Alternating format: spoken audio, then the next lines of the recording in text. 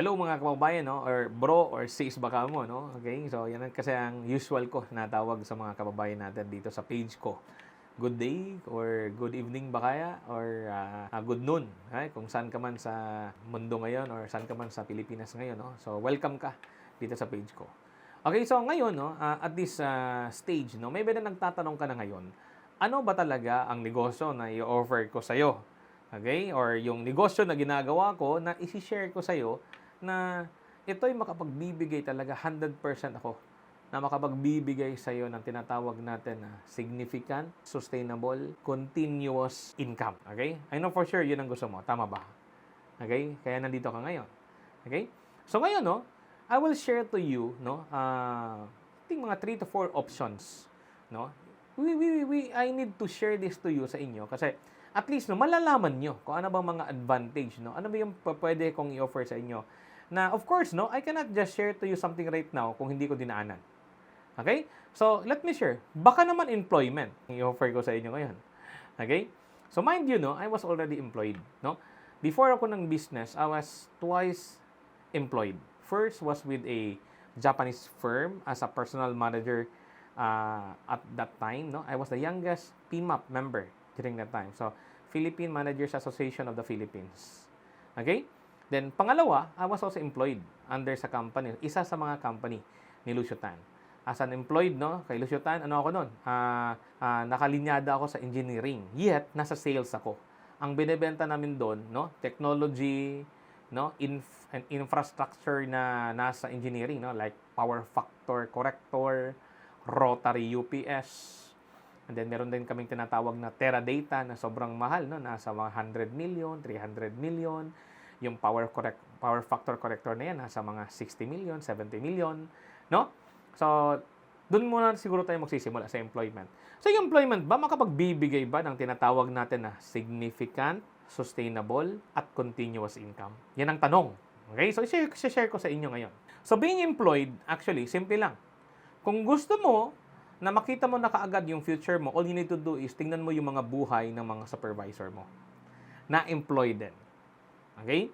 So, kung gusto mo na sustainable, no, continuous income, pwede mo silang tanungin. Okay?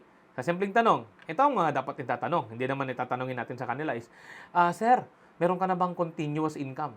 Di ba? Okay. Parang hindi sila ano. So, ang tanong dyan is at, simple lang, what if magkasakit ang supervisor na yon? Kung ikaw employed, what if magkasakit ka? Siguro you can be paid, no, in some time. Lalo na kung babae ka, buntis ka, may benepisyo ka na itong mga araw na to, kahit na mag-leave ka, ay bayad ka pa rin kasi nga buntis ka. Okay? Hindi ko masyadong kabisado yun, pero alam mo yan.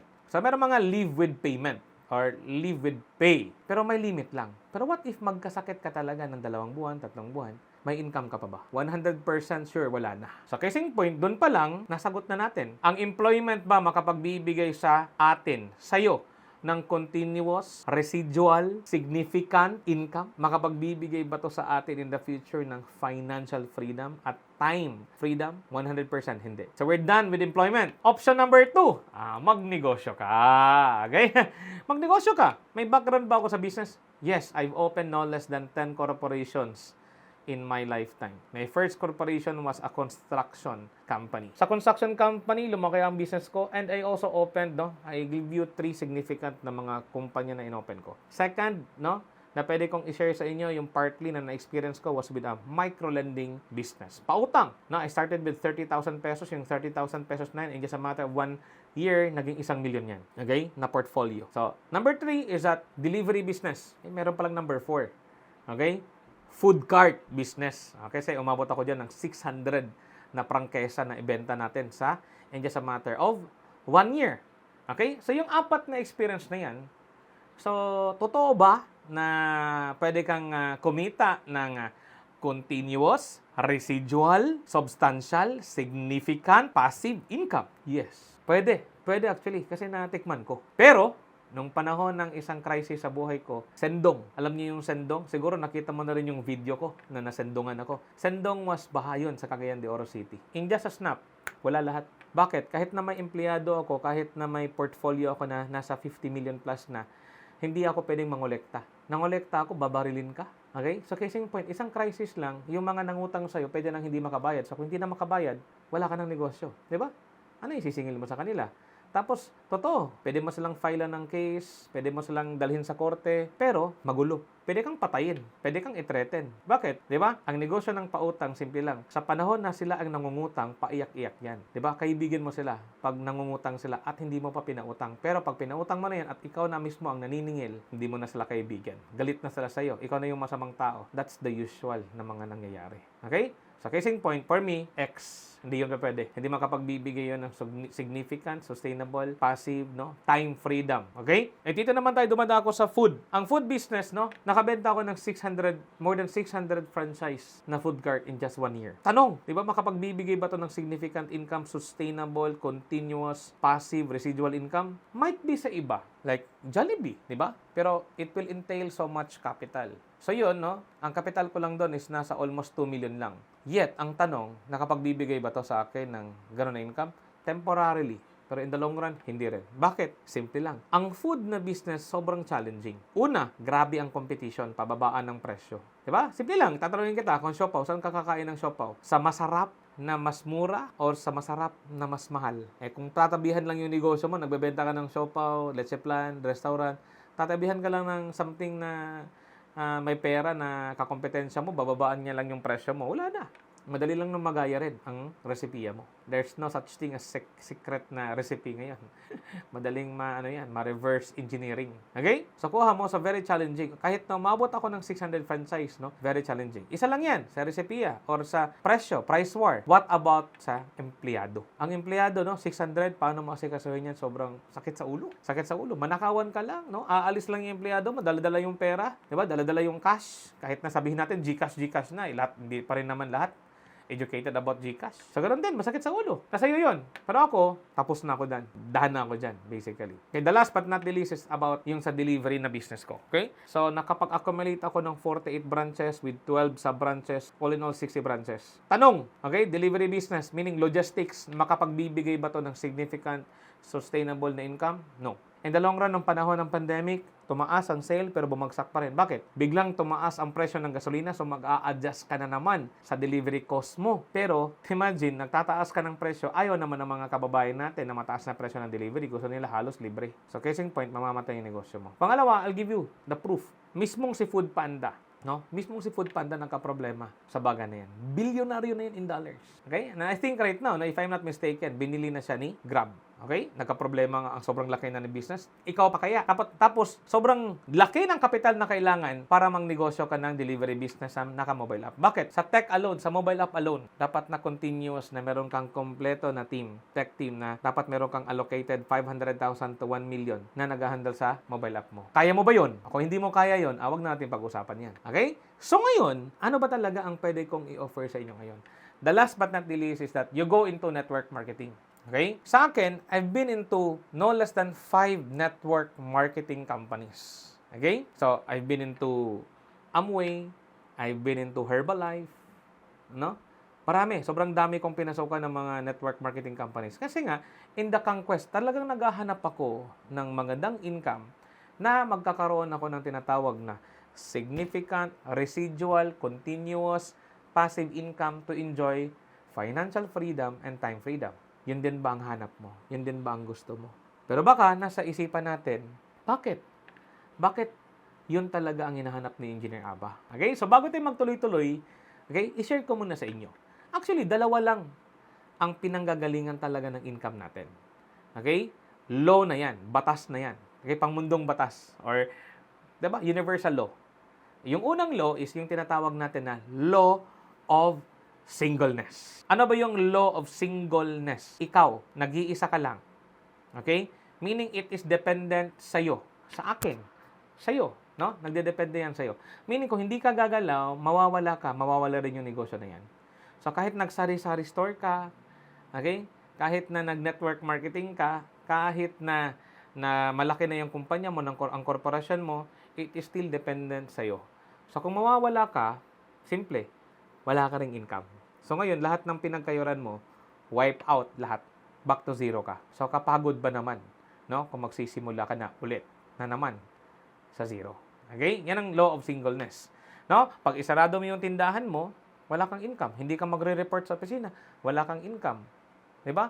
Kung nang negosyo ka, mawawala ka, nagkasakit ka, wala kang income. Okay? So that's law of singleness. I know for sure, no? Gusto nyo pa ng mas mahigit dyan sa law of singleness na yan. Kaya good news, meron tayong tinatawag na law of leverage. So ano ba itong leverage? Di ba? Lever, from the word lever. Okay? So gagaan yung trabaho mo. So simple lang. Ang law of leverage is all about duplication. So ika nga, no, may kasabihan ako talagang it resonates with me, yung tinatawag natin na it's not something about that works, but it's all about duplication. So dapat nadoduplicate ka. Okay? So ang kagandahan dito sa network marketing, diretsuhin ko na kayo. Kaya nga, ang i-introduce ko talaga sa inyo na business is all about network marketing. No? Okay? And dito ko rin, ituturo ko sa inyo na dapat kung papasok kayo sa negosyo na to, hindi na kung kahit kanino lang na kumpanya or kahit sino man na kumpanya dyan or sino mag-aalok sa inyo, kaagad mag-go kayo. Kasi galing na ako dyan. Okay? Lalo na kung baguhan ng mga kumpanya, red flag yan. Bakit? Kung baguhan na kumpanya, bago yan. Okay? So, yan dapat ang hanapin ninyo. Okay? Sa akin kasi dito, no? Okay, i-share ko sa inyo later on kung gaano kakanda yung opportunity na nag-aantay sa'yo kung magpapaturo ka sa akin, kung magpapamentor ka sa akin. Okay? Yung mentoring ko, unahan ko na kayo, it's free. Libre po ito. Okay? Yung negosyo, of course, no, hindi siya libre. May maliit na kapital. Okay? Yung kapital, baka nagtatanong kayo, magkano? Madali lang yan. Pag-usapan natin later on. Okay? Kasi yung kapital na yan, madali na lang kung naintindihan na yung negosyo. Okay? Pero hindi dito yung laway na kapital. Kasi kung laway lang ikakapital mo, okay ka lang ba kung laway din ang ibibigay ko sa'yo na income? Di ba? Makes sense, no? So dito talaga may maliit lamang na kapital. Of course, may pera na kailangan yun. In peso. Okay? So, ang kagandahan doon, no?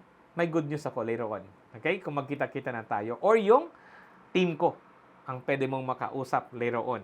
Okay? Okay? Yung mga tinuturuan ko, yung mga ginagabayan ko na nagiging mentor na rin, yun, possible na makakausap mo para mo na rin akong kausap. Pero for the meantime, silang kausap mo pero nandyan pa rin ako. Makikita mo pa rin ako kasi kaming dalawa or kaming lahat ang gagabay sa'yo para makuha mo rin ang pangarap mo. Para sa pamilya mo. Para sa sarili mo. Okay? So ngayon, anong kumpanya ang i-offer ko sa iyo or i-share ko sa iyo? Simple lang. It's a community. The community is a so-called Massive Action Takers Community Hub. Okay? Grabe na pangalan yan. Engineer Aba, MATCH. Ito so-called MATCH. M-A-T-C-H. Bakit Massive Action Takers Community Hub? Sa pangalan pa lang, ang gusto ko na makasama dito, ang gusto kong turuan ay yung action takers. Okay? Anong ibig sabihin ng action taker? Ngayon, kung matuturuan na kita, kung gagabayan na kita, mailidan ko na sa iyo kung ano ba yung sistema natin, kung gaano kaganda yung kumpanya natin na tumatakbo na to ng 18 years. 18 years na po tayo. At meron na tayong 79 na BCO or business centers nationwide at meron din tayong 13 branches here in the Philippines with an 8-story building sa Cebu City, owned natin at we are already present in more than 40 countries. Okay? Worldwide. And take note, no? Hindi lang na ganyan yung record natin. We also created more than 15,000 millionaires already for the last 18 years. So, hindi po tsamba ang ituturo namin sa iyo. Lalo na kung manggagaling sa grupo ko. Okay? Sa grupo ko na ang Massive Action Takers Community Hub of Elites Empire. Okay? So, ngayon, no? Ano ba talaga? No? Ano ba talaga? Naiinip na kami, Engineer Aba. Ano ba talaga yan? Excited na kami. Ano ba talaga yung papasukan namin? No? Ano ba talaga yung kumpanya or yung programa nyo dyan? Simple lang. Okay? So, ako, same sa akin, no? Ang hinahanap ko na kumpanya, alam ko, yun din ang hinahanap nyo. Ang hinahanap ko na opportunity, sa dami-dami ng experience ko sa buhay ko, no? For the last 20 years, no? Na naghahanap buhay ako and accumulated more than 100 million during that time, alam ko na rin kung ano yung hinahanap ko. Okay? And I know for sure, possibly, no? Yun din ang hinahanap mo. Okay, number 1, you must be with a right company. Tamang kumpanya, hindi to 1-year-old company. Hindi to baguhan, 18 years na to. Pangalawa, okay, you must be with the right mentors. Okay? So, i-check nyo muna yung profile ko. I-check nyo muna, no? Yung background ko. You can ask for me kung ano yung track record ko. Now, I can give you videos wherein in-interview ako ng isa sa mentor natin dito, no? Sa community natin. Makikita mo kung anong track record ko, yung background ko. Okay? Ikaw na mismo mag-judge if karapat-dapat ba ako, if credible ba ako na magturo sa iyo. Ang good news, hindi lang ako ang magtuturo sa iyo dito. Hindi lang ako ang gagabay sa iyo dito. It's a whole community. Isa na ako doon. Okay? Then I'm also training right now ng mga mentors na pwede rin nagagabay sa iyo. So kaming dalawa ang gagabay sa iyo. So yun. Right mentors. Pangatlo, dapat na meron tamang sistema. So bakit importante ang sistema? Kung tuturuan kita ngayon ng puro benta-benta, alam mo naman siguro ang pagbenta-benta. At alam mo na rin na kung benta-benta ang ituturo ko sa iyo, ay alam mo na rin na makakapagod yan. Malayo ka pa lang sa mga kaibigan mo pag binubulong mo na or yung tinatawag mo na yung pangalan nila, oy, 'di ba? Crispin. Oh. Maria, malayo pa lang. 'Di ba maririnig nila yung boses mo pag alam nila na nagbebenta-benta ka, iiwasan ka na nila. Agree? Oh, nandiyan na naman si Juana, nandiyan na naman si Joel. 'Di ba? Ito na naman magbebenta-benta na naman to sa akin, 'di ba? Oh, so ngayon, yes, of course, kailangan na marunong tayo ng sales, marunong tayo sa pagbebenta. Pero dapat na merong tamang sistema. Tamang sistema na halos hindi ka na nagbebenta pero nakakabenta ka. Ganda nun. Okay? So, sistema. 4, it must have a complete set of education. So, dapat talaga dito, walang shortcut to success. Meron ditong pagtuturo. Alam nyo ba, sa community natin, sa Match of Elites Empire, or sa Massive Action Takers Community Hub, araw-araw may pagtuturo sa inyo. Araw-araw meron tayong Zoom meetings, no less than 3 Zoom meetings, no, a day. Okay? Meron tayong mga archive, meron tayong mga save trainings, no? Naka-save na yan ang mga trainings na papasukan nyo na lang, okay? And then you will learn. So, hindi tayo dito puro English din. Na, alam mo, sasabihin ng mga kasamahan natin, baka magno-nosebleed ako dyan kasi puro English. No, Tagalog mostly dito. Okay? And Bisaya, of course, no? Kasi proud Bisaya ako. Cebuano ako. Okay? I was born here in Mindanao, sa Zamboanga City. So, marunong tayo mag-Bisaya. Marunong din tayo mag-Tagalog, kaya nakatag-Tagalog ako ngayon. Okay? So, ngayon, no? Ano ang next? Okay? So, una, di ba? You must be with the right company. Okay? Second is, dapat na may right mentors. No? Then, next is, right system. Then, pang-apat is what? Okay? Dapat dito, makikita nyo kaagad na in just a short span of time, 30 days pa lang, kikita ka na. Okay? Kikita ka na, 30 days. Possibly, ROI ka na kaagad in just 30 days. So, what do you think? 30 days ROI? Sapat na ba yan? Hindi pa. Good news. May ituturo ako sa inyo na ito talaga yung proven system ko for the last 20 years. No? Itong nagbigay sa akin ng more than 180 million accumulated na income and sales. Na meron tayong tinatawag na 6 months window. Wherein sa 6 months na yan, okay, tututukan ka namin, turuan ka namin, gabayan ka namin, hawak kamay. Okay, kahit na cellphone lang, pwede naman tayo maghawak kamay every day. 'Di ba? Using our technology. Para sure tayo 100% na makuha mo yung breakthrough mo. Significant income na gusto mo. Hindi gusto ko. Gusto mo na income in just 6 months time. 100% ako. Sure ako na matutulungan ka namin na makukuha mo yan. Pero ang requirement, dapat determinado ka. Dapat na alam mo na dapat ka rin mag-enjoy ng magandang buhay, ng magandang income, ng significant, sustainable, residual passive income para sa pangarap mo, para sa sarili mo, para sa pamilya mo. So kung ikaw, yung tao na talagang sobrang gigil at inspired, no? Talagang nasasabi mo ngayon sa sarili mo na karapat-dapat din ako sa magandang income, sa sustainable income na yan, nasa kahit na maliit lamang na kapital. Pwede pala na mag-succeed ako in just a matter of 6 months time. Message mo na kaagad ako ngayon. Message mo ako na seryoso ka. Message mo ako na determinado ka, gigil ka, at willing ka na magpaturo at magpa-mentor sa akin at sa grupo ko, of course. Okay? So, naniniwala ako na karapat-dapat ka rin sa success. Naniniwala ako na karapat-dapat ka rin sa magandang buhay. So, see you sa inbox ko. Message mo na kaagad kami ngayon. God bless!